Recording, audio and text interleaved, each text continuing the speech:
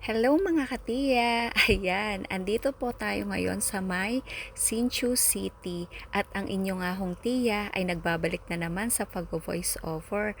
Siyempre, ganado na ho tayo ngayon dahil bumalik na ho ang ating biyaya sa long videos. Ayan, kaya nagpo-post na po ulit ako ng long videos ngayon. At sakto po itong pagpunta ko ngayon dito sa Hsinchu City, nakakita tayo ng garning mga parada.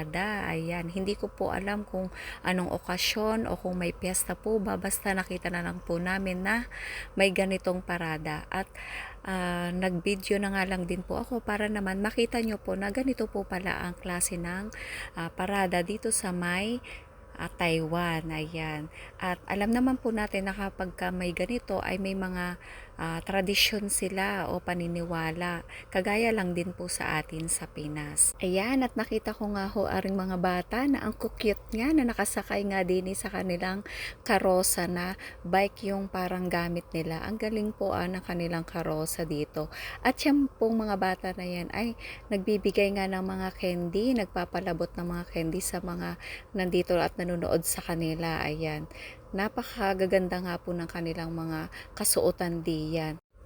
Abay, ari nga hong aking mga kasamahan din ay tuwan-tuwa nga at nakapanlimot nga ng mga kendi o kita nyo naman at may pagsayaw pa nga yan at nakarami daw sila ng napulot nga na kendi na inihagis ng mga cute na mga bata. Ayan, o kita si Ellie may pagsayaw pa din. Alam nyo huga na dito sa Taiwan, talagang napakasimple lamang po ng buhay nila dito.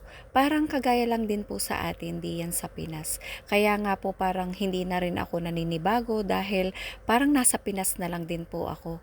At talaga naman po ang mga Taiwanese din dito ay mababait din naman po sila.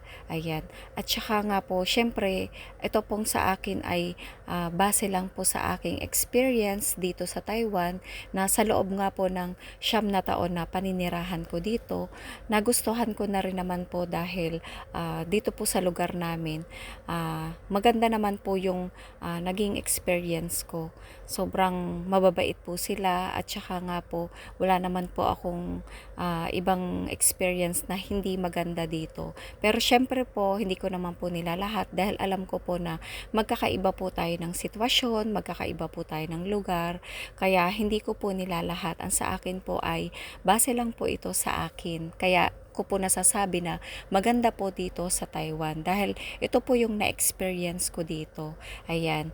At ito na nga po, itong nakikita natin ngayon, ayan, hindi po natin masyadong alam kung ano po yung kanilang sineselebrate ngayon. Basta ganyan po yung kanilang klase ng tradisyon nila dito. Ayan.